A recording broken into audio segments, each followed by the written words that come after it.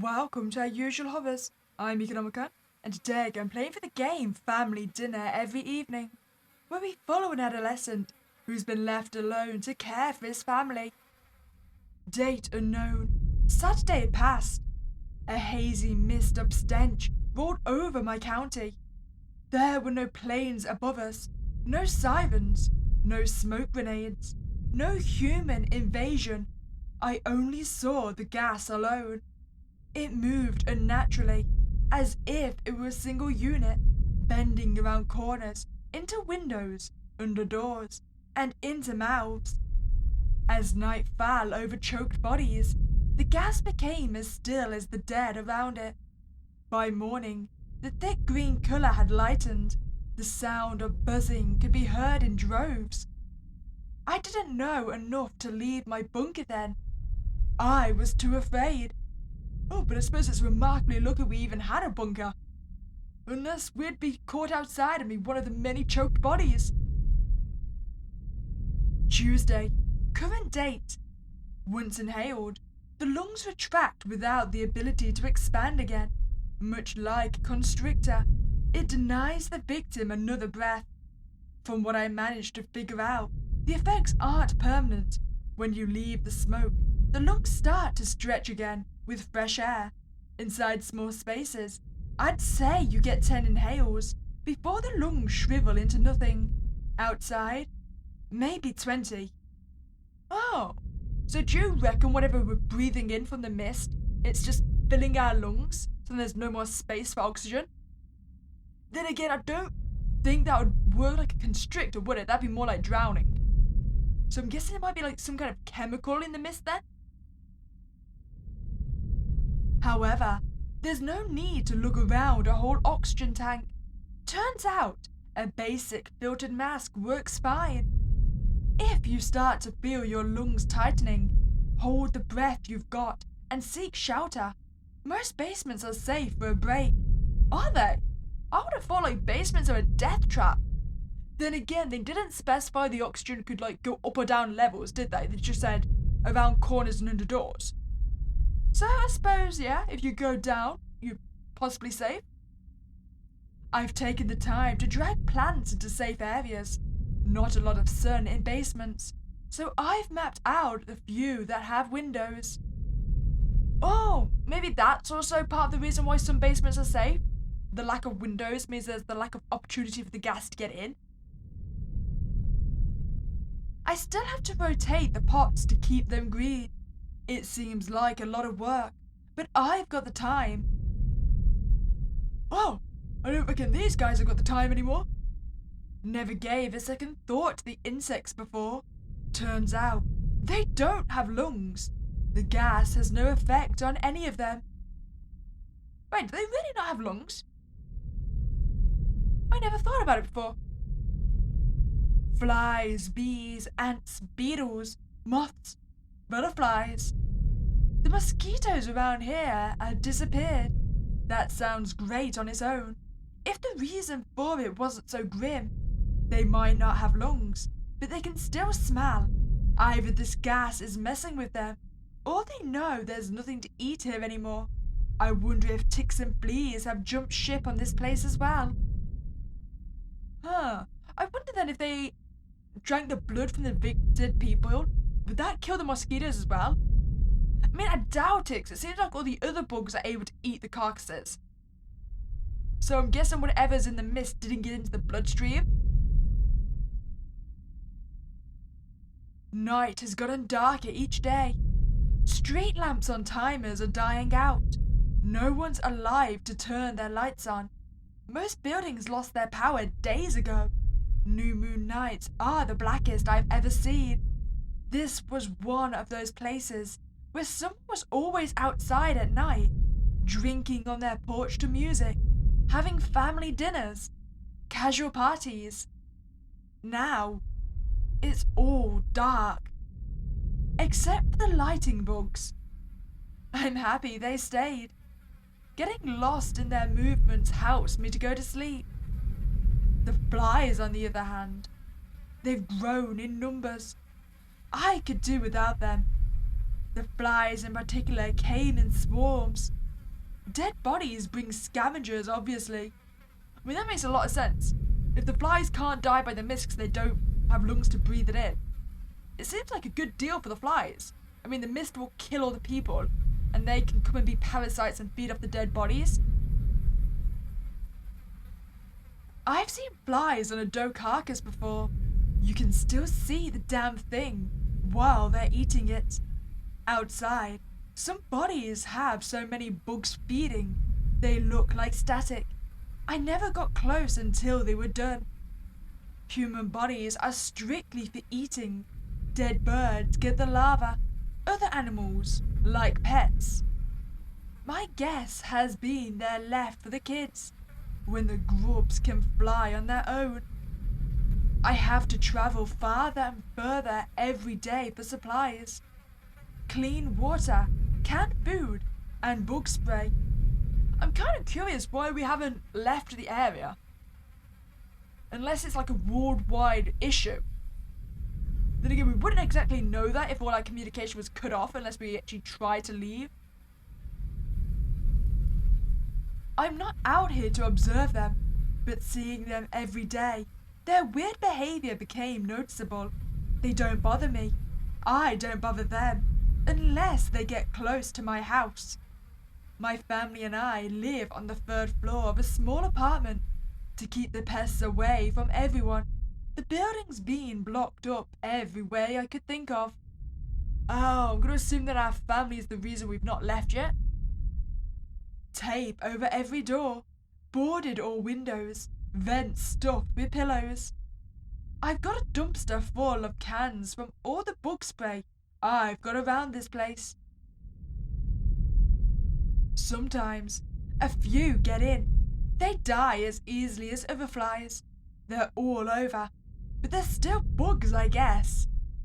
I set the bag of food on the table, pulling a meal out for everyone. Dad gets the chowder, Mom gets chicken noodle, little brother gets the peas and carrots. For myself, a can of expired mushrooms. Hold on, wait, if we're the main scavenger that goes out to find supplies, shouldn't we get the best meal? Like chicken noodle? The mushrooms look fine as I dump them on a plate, but it really doesn't matter. Can't eat them here anyway. Sitting at the table feels heavy tonight. Staring at my food, my sight started to drift to the man on my right. Oh, I hate to break the news to you, but I do believe Dad is dead. My dad was crappy, not an uncommon experience for many people. Does that make it normal? He never hit me, didn't smack Mum or my brother either. Does that make it better? He was lazy, never did the best he could. When we hit financial troubles, he never took that overtime. Mum and I just had to work more. Hard for her with a younger kid, hard for me because of school. The least that bugger could have done was find a job with a night shift. That way we could have had a break from him once in a while. I wonder if he looks better like this, without that alcoholic beer belly. I don't think he's got a belly at all.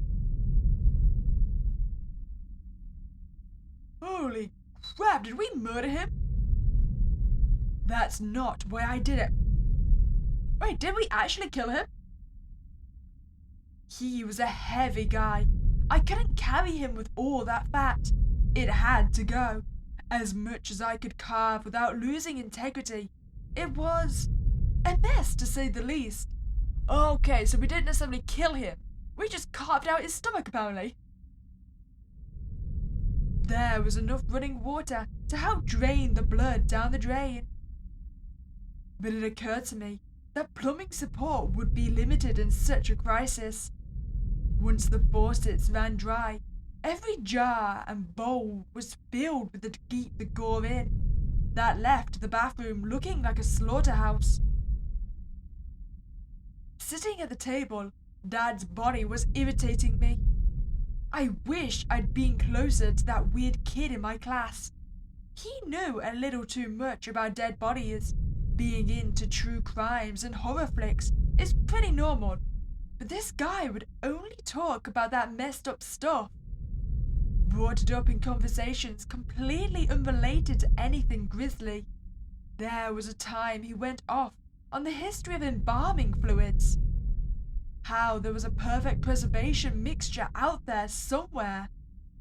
I thought about raiding his room once, on the off chance I could find some of his embalming experiments.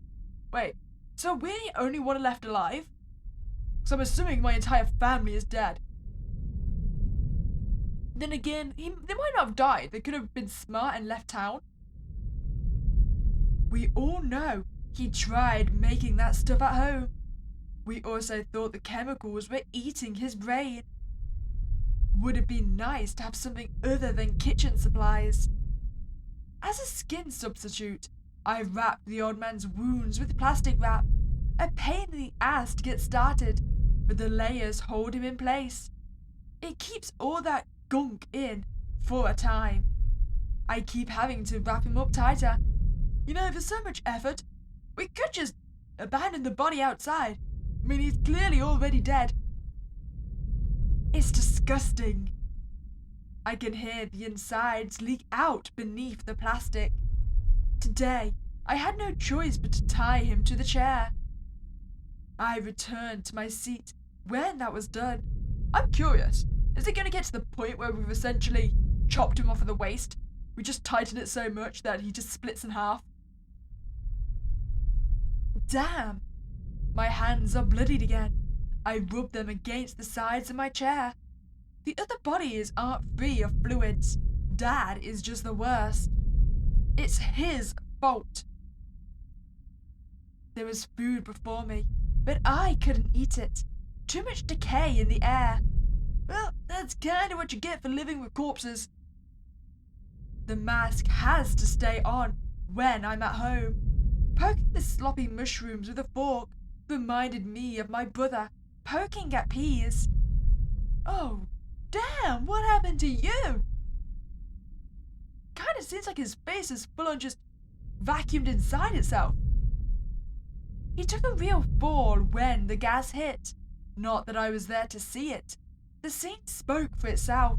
A giant tree stood behind our house as a popular climbing spot.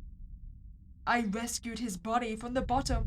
It was laying on a pile of concrete blocks, used as stairs to start up the trunk. It was just like him to make more trouble. Mum and Dad died in the house at least. Not having a face anymore makes it easier for me to love him. I'm getting to think we didn't like our family. There's still guilt from admitting that. Don't know why. Who's the guilt for? Mum would go ape crap if she could hear it. Then again, if she were with me, I wouldn't be alone with these thoughts. It's been nothing but me and reflection. Over-evaluating interactions, tallying memories as good or bad post-mortem, judging the dead without objection. Looking at him now, my face scrunches up. Annoyed, sick. All the screaming, having fits of public for nothing, throwing toys and food, causing our parents to fight, yelling at me, wanting all the attention, all the time. The headaches. Oh, we seem to have a lot of resentment. I can feel one coming on right now. So I closed my eyes. Why didn't I cover his face? Like I did with Mum. Mum. I want to keep her alive in my head. Watching her face sink into itself would have drained me. The will to keep living is being saved by a baby towel kept from my birth. It was used for my brother too. Now it draped over her face. That was the covering I felt she'd like most. Pulled it right from that box. That box. She kept so many useless things from my childhood in a shoebox.